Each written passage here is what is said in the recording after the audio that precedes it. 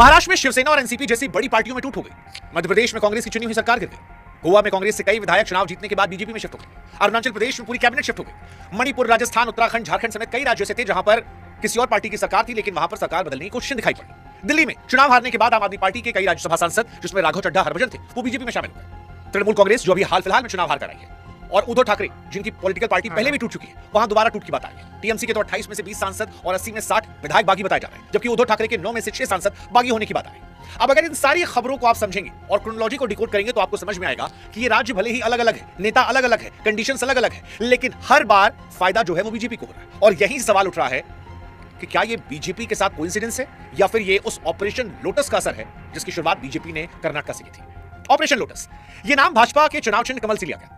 जिस कमल पर वोट देकर सरकार बनाई जाती है, अब विपक्षी पार्टियां यह आरोप लगा रही हैं कि साम दाम दंड भेद का इस्तेमाल करके विपक्ष के सांसदों, विधायकों को अपनी पार्टी में शामिल किया जाता है। विपक्ष आरोप लगा रहा है कि बीजेपी का ऑपरेशन लोटस धीरे धीरे one nation, one party, one election की तरफ ले जा रहा है। हालांकि भाजपा वाले इसे पॉलिटिकल मास्टर स्ट्रोक बताते हैं। वो कहते हैं कि इसके जरिए बीजेपी वहां पहुंच रही जहां उसका आधार सीमित था। लेकिन विपक्ष कह रहा कि ये जनता के साथ खेल है, ये लोकतंत्र की हत्या है, ये चुनाव में ताकत का गलत इस्तेमाल करके विपक्ष को खत्म करने की साजिश है। लेकिन आम जनता के मन में सवाल है कि आखिर ऑपरेशन लोटस है क्या? ऐसा क्यों हो रहा है कि विपक्ष की तमाम पॉलिटिकल पार्टियां धीरे धीरे टूटती जा रही हैं? बीजेपी के तमाम बड़े विरोधी धीरे धीरे खत्म होते जा रहे हैं। क्या ये राजनीति का मास्टर स्ट्रोक है, लोकतंत्र का शॉर्टकट है, या दोनों पक्षों की कमजोरियों की साझी कहानी? क्या वोटों की गिनती खत्म होने के बाद असली सौदेबाजी शुरू होती है? और अगर चुनाव के बाद वोट पलटा जा सकता है तो फिर डेमोक्रेसी, और उस डेमोक्रेसी में एक मतदाता के वोट की क्या कीमत रह गई? क्या डेमोक्रेसी खत्म हो रही है? End of democracy? नमस्कार, मैं हूं शुभांकर मिश्रा, और जब बंगाल से लेकर महाराष्ट्र तक में सियासी उठापटक जारी है तो हमें लगा कि आज हम चर्चा करते हैं ऑपरेशन लोटस की। कहां से ये नाम आया, कैसे आया, कैसे इसका एक्सपेंशन हो रहा है, क्या इसके लिए सारा दोष बीजेपी पर डालना ठीक है, या फिर कहानी जो है इससे कहीं ज्यादा जटिल है? ऑपरेशन लोटस के बारे में आपको बताएं उससे पहले आपको समझा दें कि ऑपरेशन लोटस का सबसे तीखा वार जो अभी दिख रहा है वो भाजपा के 2 मुखर और विरोधी माने जाने वाले पॉलिटिकल पार्टियों पर है। एक टीएमसी, दूसरी शिवसेना। शिवसेना में तो आलम यह है कि अब गाली गलौज शुरू हो गई है। शिवसेना के संजय राउत ने जिस तरह से आज गरियाया है, हे साले लोग कौन जाता है, नहीं डोंट कट, ये कट मत करना। उसने ये बताया कि क्या शिवसेना अंदर से फ्रस्ट्रेट हो गई है? क्या ऑपरेशन लोटस की वजह से वो अपने शब्दों की मर्यादाओं को तोड़ रही है? हालांकि संजय निरुपम जैसे नेता जो पहले शिवसेना में थे, अब दूसरी शिवसेना का हिस्सा है, वो इसके लिए संजय राउत को ही जिम्मेदार बताते हैं। वो कहते हैं कि ऐसे कि संजय राउत मतलब एक बहुत बड़ा आदमी है, ऐसे लोगों की बातों पर हमें रिएक्ट नहीं करना चाहिए। हाँ, वो ये कहते हैं। लेकिन सवाल ये है कि 2022 में वो जो शिवसेना पहली बार टूटी थी, क्या वो इत्तेफाक थी, या 2026 में उसी अध्याय और उस कहानी का यह विस्तार है? क्योंकि पहली बार जब शिवसेना टूटी थी तो एकनाथ शिंदे के साथ 40 विधायक और 12 सांसद लगे। तब उद्धव ठाकरे काफी भावुक हुए थे। लेकिन 4 साल बाद शिवसेना जो यूबीटी है वो एक बार फिर उसी मोड़ पर खड़ी। इस बार 9 लोकसभा सांसदों में से 6 बागी। किसी पार्टी का एक बार टूटना उसकी अंदरूनी कमजोरी माना जा सकता है, लेकिन जब वो पार्टी कुछ ही सालों में बार-बार टूटी तो सवाल उसकी कमजोरी पर नहीं, उसके पीछे चल रही राजनीतिक रणनीति पर होता है। महाराष्ट्र में 2 पार्टियां टूटी थी, एक शिवसेना, एक एनसीपी। दोनों क्रोनोलॉजी ऐड कीजिए, फायदा जो था बीजेपी को हुआ। और इसीलिए शायद संजय राउत ने सांसदों पर पैसे के लालच का आरोप लगाया। हालांकि अभी तक ये आरोप प्रमाणित नहीं है। इसमें गलती किसकी है? संजय राउत की पार्टी अपनी, उनकी गलती है, या जो गए हैं वो डर के मारे गए हैं? ये आगे चर्चा का विषय है। लेकिन मसला ये है, ये कहानी केवल महाराष्ट्र की, पश्चिम बंगाल में भी लगभग वही कहानी है। पश्चिम बंगाल जो ममता बनर्जी का भेद किला था, वहां दावा है कि 28 में से 20 सांसद, 80 में से 60 विधायक बगावत कर चुके हैं। मतलब साइनी घोष जैसे नेता जो गा रहे थे वो भी अब घर चले गए। वो तो ममता बनर्जी के लिए जान देने को तैयार। अब ममता बनर्जी की जान छीन रहे हैं उस पॉलिटिकल पार्टी से। और 2 दिन दूर नहीं है, तो पॉलिटिकल एक्सपर्ट कह रहे हैं कि टीएमसी का लोगो जो है वो, इससे पहले आम आदमी पार्टी के साथ राज्यसभा सांसद जो है वो शिफ्ट हो गए थे। और ये सब सवाल उठा रहा है कि क्या ये ऐसे वाक है या फिर उस ऑपरेशन लोटस का हिस्सा है जिसकी शुरुआत साल 2008 क्योंकि ऑपरेशन लोटस की सबसे बड़ी खासियत ये माने कि वो अपने सबसे मजबूत और सबसे पुराने विरोधी दलों के गढ़ में घुसकर उन्हें अंदर से कमजोर करते हैं, जिसे बीजेपी के समर्थक मास्टर स्ट्रोक करते हैं। और इसीलिए जब कई राजनीतिक पार्टियां बार-बार टूट रही हैं, सवाल उठता है कि क्या ऑपरेशन लोटस फिर ऑपरेशन लोटस की समझने के लिए आपको समझना पड़ेगा ऑपरेशन लोटस पहली बात है। तो इस पूरी कहानी की शुरुआत है, ऑपरेशन लोटस की शुरुआत 18 साल पहले करने लगी है। उस वक्त शायद किसी ने कल्पना भी नहीं की कि एक छोटा सा आने वाले और ऑपरेशन लोटस जैसे नाम नेशनल डिबेट साल का होगा कर्नाटक में भाजपा 110 सीटें जीतकर सबसे बड़ी। लेकिन तब बीजेपी अब उस वक्त सरकार मुख्यमंत्री बनने खाब देखने के लिए उनके सामने सवाल था कि ये सरकार बनाएगी और यहीं से राजनीतिक घटना इस ऑपरेशन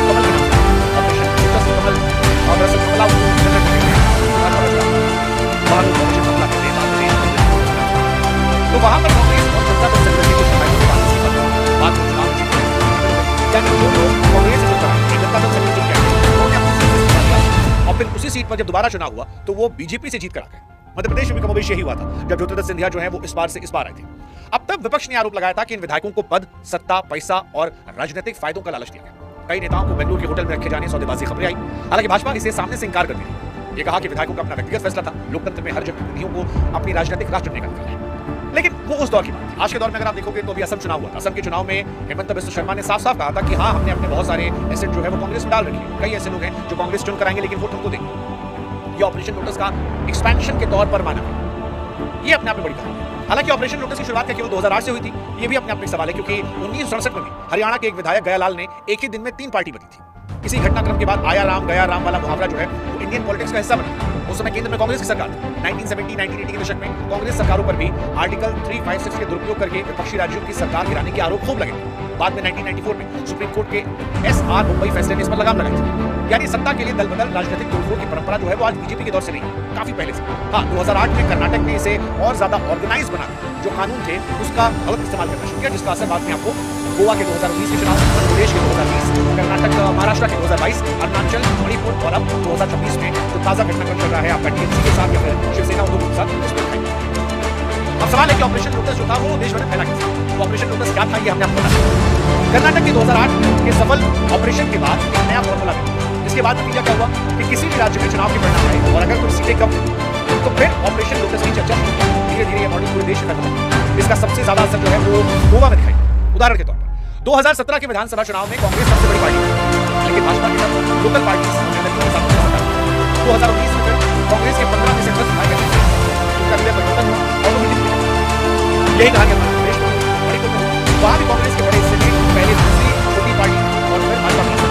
लेकिन ऑपरेशन लोटस की जो नेशनल लेवल पर सबसे बड़ी चर्चा थी वो देश में 2020 में जब ज्योतिरादित्य सिंधिया के साथ कांग्रेस के 22 विधायक एक साथ और बदलाव की सरकार की हो गई।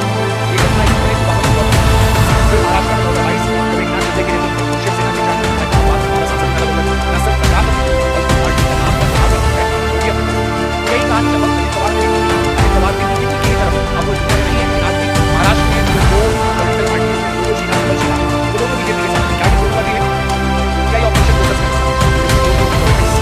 सत्ता का लालच, पॉलिटिक्स,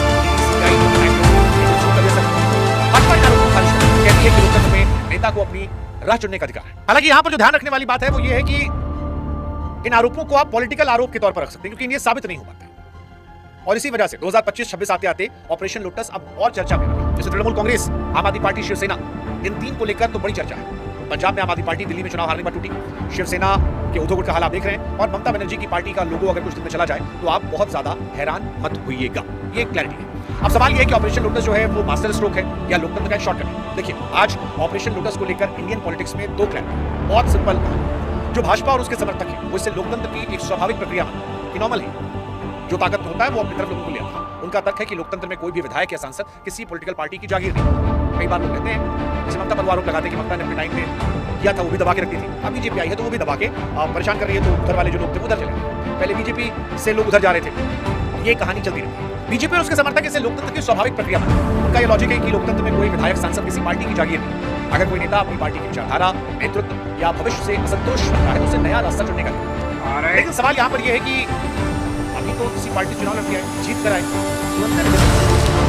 और हृदय परिवर्तन होने वालों को कितना लाभ है? मतलब ये सवाल अपने आप में बहुत। हालांकि समर्थन के साथ 2008 का कर्नाटक और 2020 का मध्य प्रदेश, 2022 का महाराष्ट्र यही साबित करते हैं कि लोकतंत्र में अंतिम फैसला सच्चा बन सकता है। इसे जनता के खिलाफ नहीं, लेकिन जो विरोध वाली विपक्षी पार्टी है वो ये खुलकर कहती है कि इसके जरिए लोकतंत्र की हत्या है। कहते हैं कि ऑपरेशन लोटस जो है धीरे धीरे जनता का डेमोक्रेसी से विश्वास का आरोप है कि इसमें समय के साथ लोकल पॉलिटिक्स पर पैसा, लालच, सीबीआई इनका इस्तेमाल जो भाजपा कर रही है वो भारत की डेमोक्रेसी को आगे लड़ाई भाजपा बनाम विपक्ष आगे निकल कहते हैं कि ये संवैधानिक लड़ाई इसमें चर्चा होगी कि क्या चुनाव विधायक के सांसद केवल अंतरात्मा की बात है जिस जनता ने जिस पॉलिटिकल पार्टी के लिए उससे चिपक कर इसको पार्टी जा सकता है। वैसे नहीं सोचती कई मामलों पर दल और जनदेश को चिंता को लेकर चिंता कर सकती है। लेकिन सवाल ये है कि क्या जो आज क्या कम्युनिटी इलेक्शन लॉ वो इस देखिए बहस का कोई आसान जवाब शायद यही वजह है कि अगला सवाल जो हमारा है सवाल ये है कि ये सच है कि इन सालों में जहाँ जहाँ पर पॉलिटिकल पार्टी होती जिन जिन जगहों पर सरकारी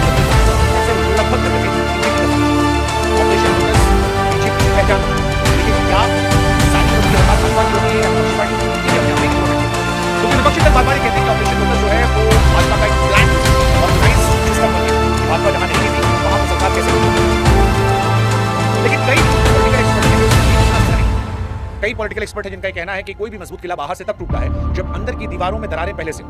क्षेत्रीय दलों को अपनी राजनीतिक कमजोरियों, आंतरिक कमजोरियों को भी समझना पड़ेगा। जैसे शिवसेना का उदाहरण लेते हैं। शिवसेना जब टूटी थी तो संजय निरुपम जैसे पुराने नेताओं ने कहा था कि संजय राउत जैसे नेताओं ने पार्टी को अंदर से खत्म कर दिया था। कई जगह पर पुराने नेताओं को लेकर नाराजगी रहती है, युवा नेतृत्व को आगे लाने की चुनौती रहती है, और ये सारी बातें निकल कर आती हैं। जैसे तृणमूल कांग्रेस का जिक्र, तृणमूल कांग्रेस से कई नेता इसलिए निकले कि ममता बनर्जी के साथ उन्होंने पॉलिटिक्स की शुरुआत की थी, लेकिन फिर उन्हें लगा कि तृणमूल जो है वो ममता के बाद परिवारवाद वाली कहानी कि अभिषेक बनर्जी को आगे बढ़ा दिया जाएगा और अभिषेक से आगे कोई निकल नहीं पाया। और आज बीजेपी के जो सीएम है उनको लेकर भी दावा किया था है कि ममता के साथ उन्होंने शुरुआत की थी, लेकिन जब लगा कि अभिषेक बनर्जी अब नंबर 2 हो गए और यही नंबर 1 बनेंगे तो उन्होंने बीजेपी की रास्ता देखा। ऐसे आरोप कई लोगों को लगे। दिल्ली में आम आदमी पार्टी के सामने जब हार हुई तो वहां पर भी उनकी राष्ट्रीय महत्वाकांक्षा, नेतृत्व की दिशा, संगठन की चुनौतियां, उसको लेकर बात आई। अकाली से लेकर राष्ट्रवादी कांग्रेस पार्टी और भी कई बड़ी पार्टियां जो हैं उन पर परिवारवाद, भ्रष्टाचार के पुराने आरोप, और ये लगता है कि वो अपने परिवार के बीच जो सीमित हुई, इस वजह से उनकी पार्टी कई नेताओं के मन में था कि अगर बाहर निकल जाते हैं तो वहां पर चांसेस हमारे ज्यादा बढ़े। क्या ये भी वजह हो सकती है कि जिन दलों को कभी अपने राज्यों का अभेद किला माना जाता वहां पर आज लगभग हर जगह अपने अस्तित्व और संगठन को बचाने की चुनौती का सामना कर रहे हैं? लेकिन इससे बड़ा सवाल यह है कि क्या भारत की राजनीति उस जगह पर जा रही है जहां पर राष्ट्रीय दलों का प्रभाव बढ़ेगा, लेकिन क्षेत्रीय दल अक्सर राज्यों की भाषा, संस्कृति, स्थानीय पहचान को क्या आवाज नहीं तो डूबते जाएंगे? ये बड़ा महत्वपूर्ण सवाल है ऑपरेशन लोटस की। सबसे बड़ा नुकसान जो ऑपरेशन लोटस का वो रीजनल पार्टीज को लेकर ऑपरेशन लोटस की कहानी से भाजपा की चाल एक साझी कहानी के तौर, लेकिन सवाल फिर वही किसका समाधान किया? क्योंकि ऑपरेशन लोटस किसी पार्टी, किसी एक चुनाव की नहीं, समाधान में किसी एक दल को रोकने का नहीं, इसके लिए व्यवस्था स्तर पर बदलाव करना। सबसे पहला सवाल यही है कि जो भारत का एंटी डिफेक्शन लॉ है, जिसे कानून बनाया गया था, क्या समय के साथ उसकी नई कमजोरियां सामने उसको नहीं बताना चाहिए। सबसे बड़ा बात जो है वो आज स्पीकर की भूमिका पर आरोप करते हैं कि स्पीकर अपने राजनीतिक के हिसाब से अयोग्यता के मामलों में फैसला करता है। सुप्रीम कोर्ट की बात करने तक कई सरकारी सुधार होते हैं कि डिस्क्वालिफिकेशन का फैसला स्पीकर के बाद एक स्वतंत्र निष्पक्ष ट्रिब्यूनल हो सकता है, जिसकी अध्यक्षता कोई रिटायर्ड सुप्रीम कोर्ट या हाई कोर्ट के न्यायाधीश करेंगे। फैसला तय सीमा में दूसरा बड़ा मुद्दा जो न्याय वाले एक्सेप्शन अब जो है प्रावधान दल का होने के बजाय बड़े पैमाने पर हुआ सा या अपना धीरे और एक साथ वो लेकिन अब इसकी से आपको खत्म किया जाए या फिर सख्त बनाए कि सिर्फ भाजपा सांसदों के नाम से पूरी पार्टी की पहचान, नाम, नाम ये भी खत्म। एक सुझाव है कि फिर व्यवस्था को सीमित करें कि फिर जो है उसे सिर्फ विश्वास प्रस्ताव, बजट और मंत्रिमंडल में से है मामलों को बाकी सांसद विधायक महात्मा क्षेत्रीय दल और लेकिन सवाल ये भी कि क्या कानून बदलने से हो जाएगा? राजनीतिक दलों के भीतर भी लोकतंत्र मजबूत करना पड़ेगा। टिकट बांटने, पार्टी अध्यक्ष चुनने, पदाधिकारियों के चुनाव में, ये सब जब तक पारदर्शी नहीं होंगी, जब तक परिवारवाद नहीं रुकेगा, जब तक कुछ नेताओं के हाथ में पूरी पार्टी नहीं होगी, तब तक शायद ये होता रहेगा। Constructive vote of no confidence जैसे सुधारों पर भी गंभीर चर्चा होनी चाहिए। जैसे दुनिया के कई स्थिर लोकतंत्रों में ये होता है, जिनका उद्देश्य होता है कि सरकारों की स्थिरता बनाए रखते हुए जनादेश का सम्मान किया जाए। आखिरकार ऑपरेशन लोटस का असली समाधान जो है वो उसे रोकने में नहीं है, बल्कि एक ऐसा लोकतंत्र बनाने में है जहां कोई पार्टी कानून की कमियों का फायदा उठाकर सत्ता हासिल ना करे। ये बहुत इंपॉर्टेंट है। लेकिन अब जब ये ऑपरेशन लोटस हो रहा है और राज्यों में सरकारें बदली जा रही, तोड़ी जा रही, बदलाव हो रहा है, तो फिर सवाल ये उठना जरूरी है आखिर में कि भारत के लोकतंत्र को ऑपरेशन लोटस किस तरफ ले जाए? क्योंकि विपक्ष की तमाम राजनीतिक पार्टियां कमजोर हो रही हैं। विपक्ष की सरकारें अगर 60-40 चुनाव में रिजल्ट आता है तो वो कमजोर पड़ाती है, सत्ता पक्ष नहीं जाती, तो भारत किधर जाए? देखिए, ऑपरेशन लोटस अब से सरकार बनाने या गिराने की रणनीति तक नहीं है। भारत के लोकतंत्र के सामने कई गहरे गंभीर सवाल खड़े करते हैं। सबसे बड़ा सवाल तो जनता की वोट की कीमत है कि अगर कोई पार्टी चुनाव हारने के बाद भी सत्ता तक पहुंच सकती है तो फिर वोटर के तौर पर क्या ये सवाल मन में आना गलत है कि हमारे वोट का असली है? क्या चुनाव का दिन लोकतंत्र का अंतिम फैसला है या असली लड़ाई इसके बाद शुरू? दूसरा सवाल जो है वो है क्षेत्रीय रीजनल पार्टी और भारत की राजनीतिक विविधता, भारत की पहचान की विविधता, अलग अलग राज्य, भाषा, संस्कृति, स्थानीय लंबे समय तक लोकल आपकी पॉलिटिकल पार्टी को रिप्रेजेंट करें। लेकिन अगर लोकल पार्टीज को नेशनल पार्टीज होती है तो क्या देश धीरे धीरे नेशनल पार्टी और नेशनल पार्टी नहीं बढ़ रहा? कई एक्सपर्ट्स का ये मानना है कि ऐसा हो सकता है। 2008 में छोटा सा और आज पॉलिटिक्स की सबसे बड़ी कॉन्ट्रोवर्सी से ठीक है, सरकार ने कह रहे हैं कि विरोधी कह रहे हैं कि लोकतंत्र के सामने चुनौती है, और हमने देखा भी कि दोनों के अलावा लेकिन फैसला कभी भी किसी नेता, पार्टी या हमारी टेंशन इस ऑपरेशन के बाद भारत की जनता की लोकतंत्र की सबसे बड़ी ताकत बल्कि विश्वास की जनता का